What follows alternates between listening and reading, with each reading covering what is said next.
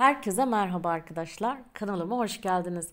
Bugün size sofralarımdan hiç eksik etmediğim, misafirlerime ikramlarımda mutlaka sofraya koyduğum, hatta tam da mevsimi olan kuru domates mezesi tarifi vereceğim. Hadi hep beraber yapalım. Kuru domateslerimi daha öncesinden 15-20 dakika öncesinden sıcak suda beklettim. Sizin aceleniz varsa bir 5 dakika kadar haşlayabilirsiniz ama ben vitamini hiç eksilmesini istemiyorum. O yüzden vaktim de vardı. Bir 15-20 dakika öncesinden sıcak suda beklettim ve biraz yumuşamalarını sağladım. Zaten kuru domatesim ev yapımı arkadaşlar. O yüzden çok böyle kuru değildi. 15 dakika suda beklemesi yeterli oldu. İçerisine sarımsak olmazsa olmazımız sarımsakları doğradım ve kuru domatesleri doğruyorum. Hatta doğrarken farkındasınız hafif bir sertliği var. O da zeytinyağında kavrulduğunda çok daha lezzetli olacak ve yumuşayacak arkadaşlar. Bazı arkadaşlarımız kuru domatesi ben kavurmuyorum diyor ama ben kuru domatesi suda beklettikten sonra bir yavan tadı oluyor. Ben o yüzden zeytinyağında kavurduğum zaman zeytinyağıyla birleştiğinde lezzetine lezzet kattığını düşünüyorum ve efsane bir lezzetinin olduğunu düşünüyorum.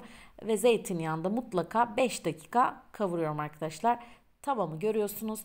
Domateslerimi doğradıktan sonra tavama atacağım ve üzerine 1-2 yemek kaşığı zeytinyağı gezdireceğim ve yanmadan 5 dakika hemen şöyle bir ateşte çevireceğim. Ocağın başında bekleyin, sakın ayrılmayın. Çünkü hemen yanabilir. Hemen ocağıma alacağım tavamı. Tabii ocağa almadan önce de içerisine cevizlerimi koyuyorum. Birkaç tane tüm olan cevizlerimi kenara ayırıyorum. Onları en üst böyle süs olarak kullanacağım. Cevizlerimi elimle parçalıyorum. Biraz ağzıma gelmesini istiyorum. İri iri olmasını istiyorum. Evet, bu da mutfak kazalarından biri. Kamera arkası.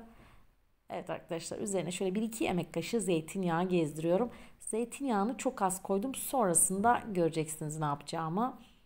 Evet arkadaşlar, tavanın altını kısacağım. Böyle çok alevli bir ateş istemiyorum. Çünkü domatesimin yanmasını kesinlikle istemiyorum. Biraz böyle zeytinyağında hafiften lezzetine lezzet katmasını istiyorum. O sası tadını almak istiyorum.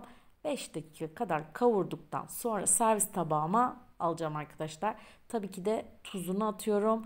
Baharat olarak da sadece toz kırmızı biber kullanıyorum. Şöyle bir çay kaşığı kadar kırmızı toz biber, şöyle yarım çay kaşığı da koyabilirsiniz nasıl istiyorsanız. Koyuyorum ve hafiften 1-2 böyle çevirdikten sonra hemen altını kapatıyorum. Rengi çok daha kırmızı ve lezzetli olacak. Evet, servis tabağıma aldım. Hemen bakın, o kadar pratik ki, yani bu meze sizin daha öncesinden böyle suda beklettiyseniz yemek yaparken hemen yapabilirsiniz. 5 dakikada hazırlayacağınız, gerçekten 5 dakikada hazırlayacağınız bir meze tarifi.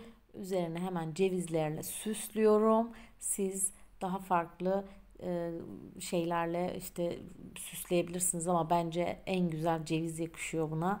Ve hemen üzerine böyle yine ev yapımı bir doğal zeytinyağını şöylece bir gezdireceğim üzerine ve lezzeti daha da katlanacak arkadaşlar. Sonrasında hatta ekmeğimizi bandıra bandıra yiyeceğiz arkadaşlar ve gerçekten her yerde bulamayacağınız bir tarif. Umarım beğenmişsinizdir arkadaşlar. Kanalıma abone olmayı ve beğenmeyi unutmayın.